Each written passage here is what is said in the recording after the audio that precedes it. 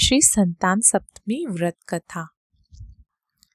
एक दिन महाराज युधिष्ठिर ने भगवान श्री कृष्ण से कहा, हे प्रभु, कोई ऐसा उत्तम व्रत बतलाइए जिसके प्रभाव से मनुष्य सांसारिक दुखों से दूर होकर पुत्र एवं पौत्रवान होकर भगवान को प्राप्त कर सके। यह सुनकर भगवान बोले, हे राजन, तुमने बड़ा ही उत्तम प्रश्न किया है। मैं तुमको एक पौराणिक इतिहास बतलाता हूँ, ध्यान पूर्वक सुनो। एक समय लोमश ऋषि ब्रजराज की मथुरापुरी में वसुदेव एवं देवकी के घर गए। ऋषिराज को आया हुआ देखकर दोनों अत्यंत प्रसन्न हुए तथा उनको उत्तम आसन पर बिठाकर अनेक प्रकार से उनका वंदन किया और सत्कार किया। फिर मुनि के चरणोदक से अपना घर एवं शरीर को पवित्र किया। वह प्रसन्न होकर अनेकों कथाएं सुनाने लगे। कथा कहते हुए लोमश ऋषि ने कहा कि हे देवकी, दुष्ट दुराचारी कंस ने तुम्हारे कई पुत्र मार डाले हैं, जिसके कारण तुम्हारा मन अत्यंत दुखी है। इसी प्रकार राजा नहुष की पत्नी चंद्रमुखी भी दुखी रहा करती थी, किंतु उन्होंने संतान सप्तमी का व्रत विधि विधान से किया, जिसके प्रताप से उनको संतान का सुख प्राप्त हुआ। यह सुनकर देवकी ने हाथ जोड़कर मुनि से कहा, हे ऋषिराज, कृपा करके रानी चंद्रमुखी का संपूर्ण वृतांत तथा इस कथा का विधान विस्तार पूर्वक बतलाइए, जिससे मैं भी इस दुख से मुक्ति पा सकूं। लोमश ऋषि ने कहा, हे देवकी, अयोध्या के राजा नहुष थे। उनकी पत्नी चंद्रमुखी अत्यंत सुंदर थी। उनके नगर में विष्णुगुप्त नाम का एक ब्राह्मण रहता था। उसकी स्त्री का नाम भद्रमुखी था। वह भी अत्यंत रूपवती और सुंदर थी। रानी और ब्राह्मणी में अत्यंत प्रेम था। एक दिन दोनों सरयू नदी में स्नान करके जा रही थी। वहां उन्होंने देखा कि बहुत सी स्त्रियां सरयू नदी में स्नान करके निर्मल वस्त्र पहनकर एक मंडप में शंकर एवं पार्वती की मूर्ति स्थापित कर पूजा कर रही थी। रानी और ब्राह्मणी ने यह देखकर उन स्त्रियों से पूछा कि बहनों, तुम यह किस देवता का और किस कारण से पूजन व्रत आदि कर रही हो। यह सुन स्त्रियों ने कहा कि हम संतान सप्तमी का व्रत कर रहे हैं और हमने शिव पार्वती का पूजन चंदन आदि से किया है। यह सुनकर रानी और ब्राह्मणी ने भी इस व्रत के करने का मन ही मन संकल्प किया और घर वापस लौट आई। ब्राह्मणी भद्रमुखी तो इस व्रत को नियम पूर्वक करती रही, किंतु रानी चंद्रमुखी राजमद के कारण कभी इस व्रत को करती, कभी ना करती, कभी भूल जाती। कुछ समय बाद दोनों मर गई। दूसरे जन्म में रानी बंदरिया और भद्रमुखी ब्राह्मणी मुर्गी बनी, परंतु ब्राह्मणी मुर्गी की योनि में भी कुछ नहीं भूली और भगवान शंकर तथा माता पार्वती का ध्यान करती रही। उधर रानी बंदरिया की योनि में भी सब भूल गई। थोड़े समय के बाद दोनों ने यह देह त्याग दी। अब इनका तीसरा जन्म मनुष्य योनि में हुआ। उस ब्राह्मणी ने एक ब्राह्मणी के यहाँ कन्या के रूप में जन्म लिया और ब्राह्मण कन्या का नाम भूषण देवी रखा गया तथा विवाह गोकुल निवासी अग्निशील ब्राह्मण से कर दिया। भूषण देवी इतनी सुंदर थी कि वह भूषण रहित होते हुए भी अत्यंत सुंदर लगती थी।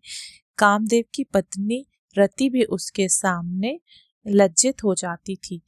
भूषण देवी के अत्यंत सुंदर, सर्वगुण संपन्न, चंद्रमा के समान, धर्मवीर, कर्मनिष्ठ, सुशील स्वभाव वाले 8 पुत्र पैदा हुए।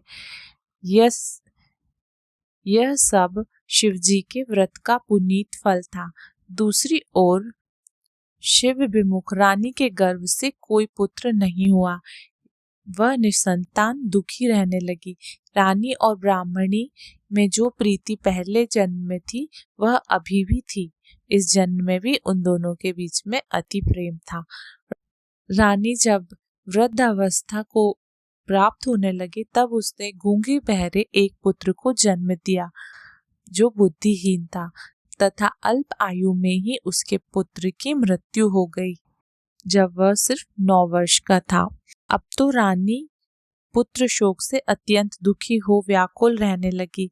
दैव योग से भूषण देवी ब्राह्मणी रानी के यहाँ अपने पुत्रों को लेकर पहुंची। रानी का यह हाल सुनकर उसे भी बहुत दुख हुआ, किंतु उसमें किसी का क्या वश। कर्म और प्रारब्ध के लेखे को कोई स्वयं ब्रह्मा भी मिटा नहीं सकते। रानी कर्मच्युत भी थी, इसी कारण उसे दुख भोगना पड़ा। इधर रानी ब्राह्मणी के इस वैभव और 8 पुत्रों को देखकर अपने मन में ईर्ष्या करने लगी तथा उसके मन में पाप उत्पन्न हुआ। उस ब्राह्मणी ने रानी का संताप दूर करने के नियति से अपने 8 पुत्र रानी के पास छोड़ दिए।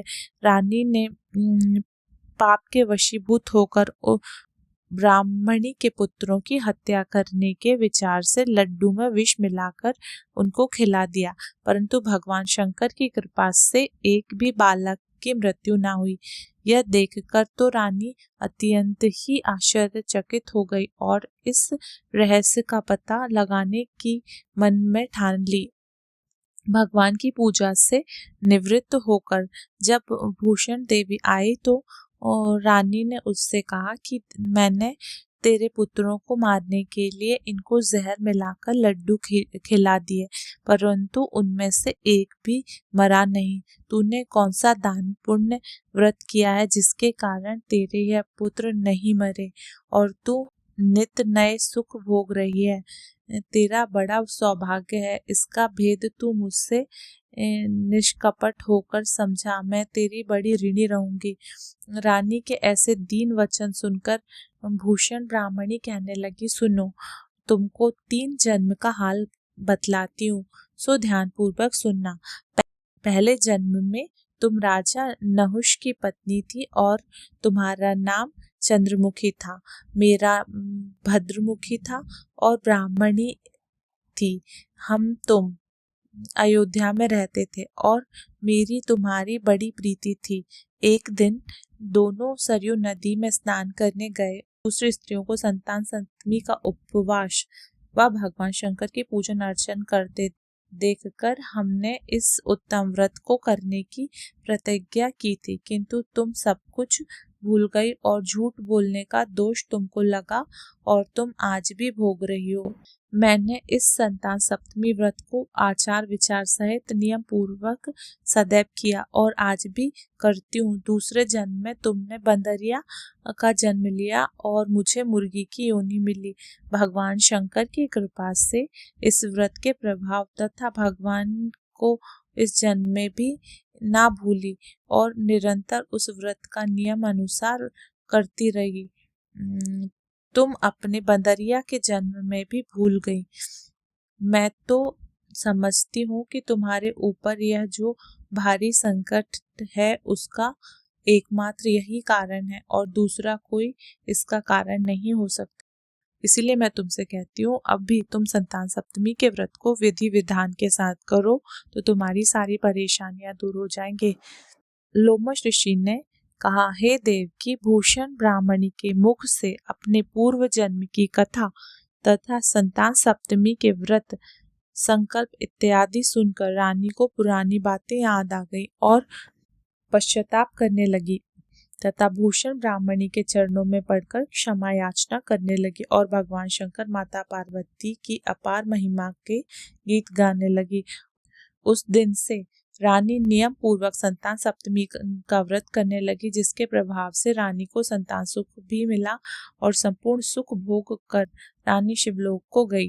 भगवान शंकर के व्रत का ऐसा प्रभाव है कि पथ भ्रष्ट मनुष्य भी अपने पथ पर अग्रसर हो जाता है और अनंत ऐश्वर्य भोग कर मोक्ष को प्राप्त करता है। लोमश ऋषि ने फिर कहा, हे देवकी, तुम भी इस संतान सप्तमी के व्रत को करने का संकल्प अपने मन में करो तो तुमको भी संतान सुख अवश्य मिलेगा। इतनी कथा सुनकर देवकी हाथ जोड़कर लोमश ऋषि से पूछने लगी, हे ऋषिराज, मैं इस पुनीत संतान सप्तमी के व्रत को अवश्य करूंगी। कृपया आप कल्याणकारी एवं संतान सुख देने वाले इस संतान सप्तमी व्रत का विधान, नियम, विधि आदि विस्तार से समझाइए। यह सुनकर ऋषिराज बोले, हे देवकी, यह पुनीत व्रत संतान सप्तमी व्रत भादों के महीने में शुक्ल पक्ष की सप्तमी तिथि को किया जाता है। उस दिन ब्रह्म मुहूर्त में उठकर किसी नदी या कुएं के पवित्र जल में स्नान करके निर्मल लाल रंग के वस्त्र पहनने चाहिए। श्री भगवान शंकर तथा जगदम्बा माता पार्वती की मूर्ति या फोटो का पूजन चौकी पर स्थापित करके करना चाहिए। प्रतिमाओं के सम्मुख सोने चांदी के तारों का अथवा रेशम का एक कड़ा बनवाएं। उस कड़े में 7 गांठें लगानी चाहिए। इस कड़े को धूप दीप अष्टगंध से पूजा करके अपने हाथ में बांधें और भगवान शंकर से अपनी संतान की दीर्घायु, सुख, शांति, समृद्धि, सफलता की प्रार्थना करें। तदंतर 7 पुआ बनाकर भगवान का भोग लगावें और 7 ही पुए एवं यथाशक्ति सोने या चांदी की अंगूठी बनाकर इन सबको एक तांबे के बर्तन में रखकर संकल्प करके विधि विधान से पूजन करके किसी सदाचारी धर्मनिष्ठ ब्राह्मण को दान में देना चाहिए। उसके पश्चात 7 पुआ स्वयं प्रसाद के रूप में ग्रहण करें। इस प्रकार इस संतान सप्तमी के व्रत का पारण किया जाना चाहिए। प्रति साल की शुक्ल पक्ष की सप्तमी तिथि के दिन हे देवकी, इस व्रत को इस प्रकार करने से समस्त पाप नष्ट हो जाते हैं और भाग्यशाली संतान उत्पन्न होती है तथा अंत में शिवलोक की प्राप्ति होती है। हे देवकी, मैंने तुमको संतान सप्तमी व्रत का संपूर्ण विधान विस्तार पूर्वक बतलाया है, वो अब तुम नियम पूर्वक करो, जिससे तुमको उत्तम संतान पैदा होगी। इतनी कथा कहकर भगवान आनंद कंद श्री कृष्ण ने धर्मावतार युधिष्ठिर से कहा कि श्री लोमश ऋषि इस प्रकार हमारी माता को शिक्षा देकर चले गए। ऋषि के कथा अनुसार हमारी माता देवकी ने इस व्रत का नियमानुसार पालन किया, जिसके प्रभाव से हम उत्पन्न हुए। यह व्रत विशेष रूप से स्त्रियों के लिए कल्याणकारी है, परंतु पुरुषों को भी समान रूप से कल्याणकारी है। संतान सुख देने वाला, पापों का नाश करने वाला यह उत्तम व्रत है। नियम पूर्वक जो कोई इस व्रत को करता है और भगवान शंकर और माता पार्वती जी की सच्ची मन से आराधना करता है, निश्चय ही उसका यह व्रत सफल होता है, अंत में शिवलोक को प्राप्त हो जाता है। बोलो भगवान शंकर की जय, माता पार्वती की जय।